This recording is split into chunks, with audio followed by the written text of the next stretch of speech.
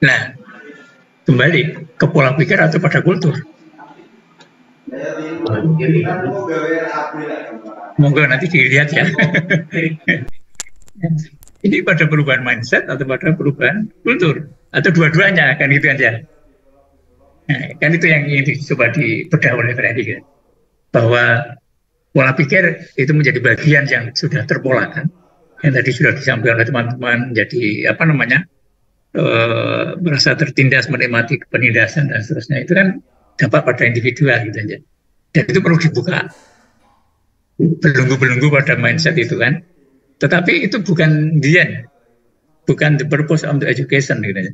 Tidak sebatas bagaimana mengembangkan kemampuan apa namanya, membuka pikiran untuk bisa berpikir kritis, akan tapi harus dilanjutkan pada tataran dimensi sosial.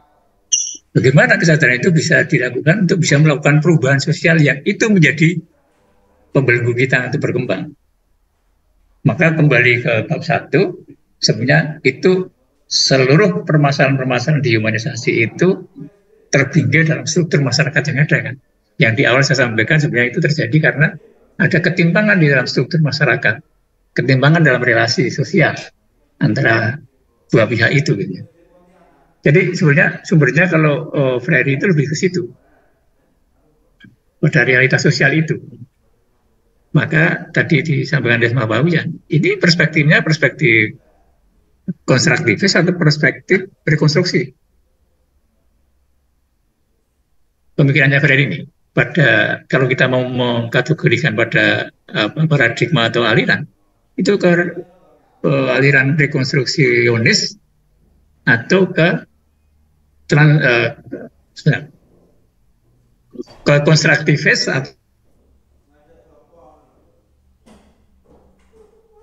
ada yang rekonstruksi. Sebenarnya karena kan ingin membangun kesadaran. Nah, konstruktivis atau rekonstruksis? Konstruktivis atau rekonstruktivis? Garis konstruksi sosial. Nah, ini sama-sama menggunakan berpikir yang ingin dicoba kembangkan. Apa namanya? Tetapi ini berbeda. Ini pada kesadaran kritis, konstruktivis pada berpikir kritis. Mohon untuk bisa nanti perlahan-lahan dicoba dibedakan. Jadi terminologi itu akan menentukan sebenarnya paradigma mana yang kita gunakan. Jadi kalau kesadaran kritis sebagaimana saya sampaikan tadi itu adalah untuk melihat problem environment-nya, untuk melihat realitas sosial ini. Jadi edukasi itu bukan sebatas untuk ini masing-masing ini, tapi untuk kehidupan bersama kan, supaya kehidupan ini menjadi lebih human gitu kan ya. Kehidupan ini menjadi lebih human, bukan kehidupan masing-masing ini, bukan. Kalau konstruktivis itu kan lebih mengarah pada kemampuan intelektual individual kan. Jadi tidak ke situ posisinya. Tapi pada pengembangan kesadaran sosial itu yang dipentingkan. Maka dari awal sampai akhir tidak pernah dia menyinggung pada tataran yang sifatnya individual, ansih. Konteksnya selalu dalam konteks kehidupan kolektif. Kan itu. Mulai dari apa yang dikembangkan itu berkaitan dengan kesadaran kolektif. Bagaimana caranya? Melalui usaha-usaha kolektif. Kan itu kan? Melalui dialog itu. Dialog itu tidak sebatas hubungan individual. Berarti mengatakan bahwa dialog itu akan terjadi manakala ada perantaranya.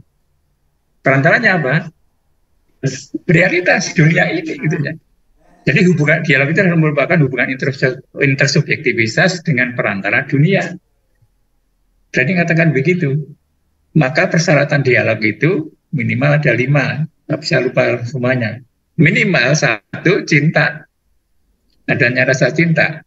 Tadi dikatakan bukan rasa cinta antar sesama gitu kan ya. Antar jenis sama jenis bukan gitu kan ya. Kecintaan terhadap kehidupan ini, rasa cinta itu. Jadi kembali lagi ini ke tataran kehidupan kolektif. Adanya rasa cinta, adanya kerendahan hati, adanya ekspektasi. Ya, ekspektasi untuk kehidupan yang lebih baik kan itu. Lalu ada trust, kepercayaan pada orang lain, bahwa orang lain mampu untuk berubah, orang lain mampu untuk melakukan perubahan, bukan untuk berubah. Dan yang kelima adalah melibatkan berpikir kritis. Berpikir kritis as instrumen untuk melakukan dialog. Tapi apa yang didialogkan realitas. Jadi kalau dikatakan tadi berbasis konteks atau kontekstual, kontekstualnya itu bukan sebagai satu instrumen, tetapi sebagai objek yang harus dipecahkan. Dalam konteks konstruktivis kan realitas, konteks itu sebagai satu sarana untuk mengembangkan atau untuk melakukan konstruksi pengetahuan. Karena menurut konstruktivis sosial, proses berpikir itu sedang dipengaruhi oleh kultur kan itu. Kita mikir itu kan sangat dipengaruhi oleh environment kita. Contoh, begitu kita sekarang mengatakan yuk makan, maka yang terpikir teman-teman di sini mesti nasi. Kan itu. Di tempat lain bukan itu, makan polanya seperti itu gitu. Jadi ini saya kira pemikiran dari Pak Guski memang ada benar juga gitu ya, bahwa environment, kultur itu akan membentuk bagaimana kita, episteme kita ya, cara berpikir kita. Nah, dalam konteks ini maka Freddy mengatakan realitas itu bukan sebagai satu sarana instrumen untuk berpikir, tapi sesuatu yang memang harus kita pecahkan. Maka dikatakan di situ adalah not problem solving, tetapi problem posing. Ada masalah, itu ya problem kan. Ada masalah ya, bukan pemecah masalah. It is your problem, it is our problem, not your problem. It is our problem. Itu loh masalahnya.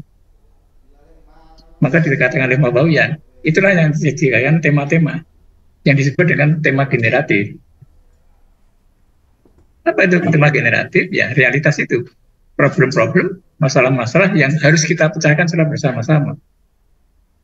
Jadi dalam proses penyusunan di sini yang teman-teman juga belum disinggung di dalam unggah maupun di dalam diskusi, ada serangkaian langkah, ada 10 langkah bagaimana merencanakan kurikulum dengan berbasis rekonstruksi sosial ini.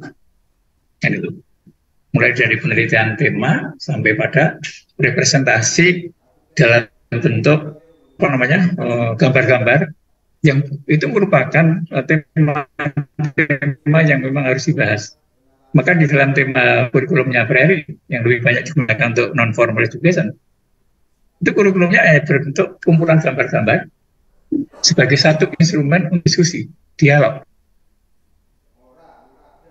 Dan itu merupakan representasi dari realitas yang bermasalah tadi. Jadi ada beberapa tadi konsep conscientization atau proses penyadaran untuk bisa mengembangkan kesadaran kritis yang di dalam dari panjenengan nanti dan kembali ada beberapa tipe kesadaran, dari kesadaran magis, kesadaran naif sampai pada kesadaran kritis. Yang tadi disampaikan ada fatalisme itu kan pada kesadaran magis. Wah, enggak panen ya. Ya memang itu sudah ada yang nunggu di situ kok. Sudah takdir memang ya memang itu karena kita enggak menyediakan sesajian untuk yang nunggu di sini gitu ya. Udahlah gitu ya. Itu kan fatalisme, itu kesadaran magis di situ. Oke. Jadi memberikan ilustrasi di situ, mungkin teman-teman terlibat nanti dibaca lagi. Ya. Sehingga tadi timbul fatalisme tadi. Ya sudahlah kalau begitu kan. Ya memang kita posisinya di situ hanya sebatas menerima apa yang ada. Sehingga dalam konteks tadi yang sampaikan pertanyaan terakhir, gimana kita bisa menjadi tidak tertindas dalam realitas ini? Saya tidak akan menjawab, tetapi nanti minggu depan mudah-mudahan itu akan ada jawabannya. Minggu depan. Nah, sudah saya unggah untuk diskusi minggu depan. Ada 2 artikel, silakan nanti dikaji. Mudah-mudahan ini akan lebih memperkaya, bukan memperjajah. Gimana? Diterlihat di kalender. Ya, di kalender untuk pertemuan besok berarti tanggal 21 ya. Silakan di download ya, di kalender nanti sudah. Ya, gimana? Tiap minggu setiap orang mereviewnya satu-satu aja, walaupun ada 2 artikel. Setiap individu memilih satu, tetapi mohon dari 2 artikel itu ya ada yang mengkaji, tidak harus kelompok dalam 1 artikel, gitu loh. Nah, gitu. Karena itu menjadi bahasan diskusi. Mungkin itu satu mekanisme dibagi, mekanisme lain free, tidak harus ditentukan. Silakan siapa yang mau mengkaji. Kalau sudah ada yang mengkaji artikel A, ya silakan aja, nanti yang B harus dikaji. Karena satu topik itu akan lebih kaya kalau ada 2-3 artikel, kan itu. Itu untuk minggu depan itu ya. Jadi itu tambahan saya. Jadi tadi terkait dengan literasi, pemikiran kritis dari Freire. Kalau teman-teman ini tertarik dengan literasi, bagi teman-teman yang dari bahasa, kemarin saya bimbing cukup bagus hasilnya. Disertasi yang melihat literasi di SMA De Brito, kasusnya di sini. Mungkin sudah diunggah di e-print atau belum, saya tidak tahu gitu ya. Saya ngecek karyanya Bu Purwanti kan, itu bagus. Bagaimana literasi kritis itu dikembangkan di sekolah dengan menggunakan perspektifnya, salah satunya Freire. Itu ya, lalu apalagi ya, nampaknya itu ya. Hal yang terlewat mungkin teman-teman nanti bisa melihat kembali. Dan yang ingin saya tekankan di sini adalah ya, paling tidak kita bisa memilahkan mana itu konstruktivis, mana itu rekonstruksionis, supaya nanti waktu kita merujuk itu tahu posisinya gitu deh. Jadi kadang-kadang kita mencampur adukan itu antara 2 pemikiran itu, antara rekonstruksionis dengan konstruktivis. Kok seolah-olah sama ya, mengembangkan kesadaran, mengembangkan kreativitas gitu, tapi dimensinya berbeda. Tuh, lalu yang apa lagi yang perlu disampaikan? Atau ada komentar, monggo silakan. Prof, saya boleh tanya? Ya, Bu Salamah. Tidak boleh. Tidak boleh tanya. Ini sekedar tadi kok saya ini tadi kan mereview 1 artikel, satu individu 1 artikel yang dimaksud tadi kok saya kurang memahami gitu. Artikelnya berhubungan dengan pendidikan yang tertindas atau sesuai yang ada di RPS ini, yaitu kemitraan sekolah, orang tua atau masyarakat. Mohon bantuannya karena saya tadi nggak begitu paham. Terima kasih Prof. Assalamualaikum warahmatullahi wabarakatuh.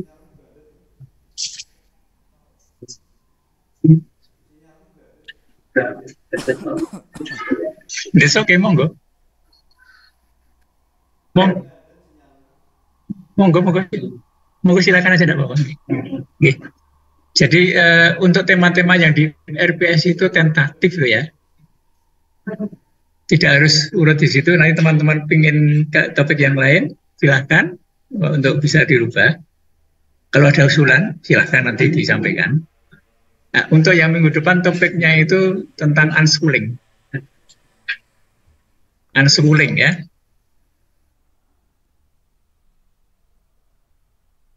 Schooling, unschooling is the same.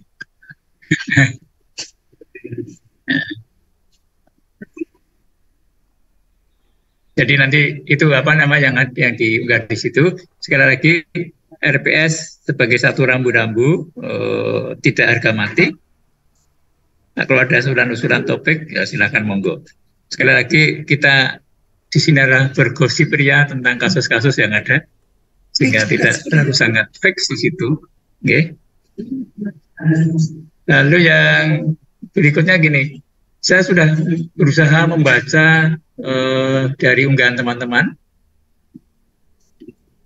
Saya memberikan sedikit 1 kata, 1 kalimat terhadap respon terhadap tulisan teman-teman, silakan untuk bisa dibaca. Itu respon saya atas membaca ya sekitar 27 kali rata-rata 6 halaman sekitar itulah. Dan 9 halaman ya saya baca semuanya. Untuk awal-awal saya mencoba untuk memahami bagaimana ya proses teman-teman berdialog dengan teks.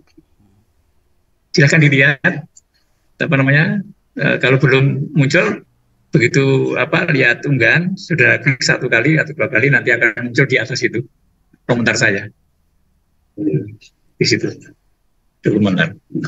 Dan kalau tidak pas ya mohon untuk bisa dipahami lah gitu aja. Karena itu saya mau menempatkan diri sebagai pembaca. Sebagai pembacanya bukunya Ferry, sebagai pembaca dari unggahan itu, saya menempatkan posisi di situ, bukan sebagai pengadil ya, tapi sebagai pembaca. Oh ini maksudnya begitu. Jadi tujuan saya dengan menggunakan gaya itu adalah supaya terjadi dialog antara pembaca dengan teks atau dengan penulis, itu maksudnya di situ. Untuk dilihat, jadi tidak perlu mengulang lagi mengunggah walaupun kemiripannya 35%, tidak perlu mengulang lagi gitu kan. Kalau sudah obat nafsukah ya sudah. Tidak perlu upload. Monggo silakan okay.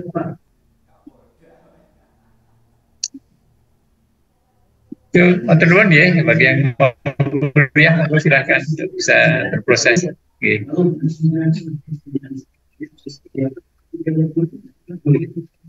Jadi monggo.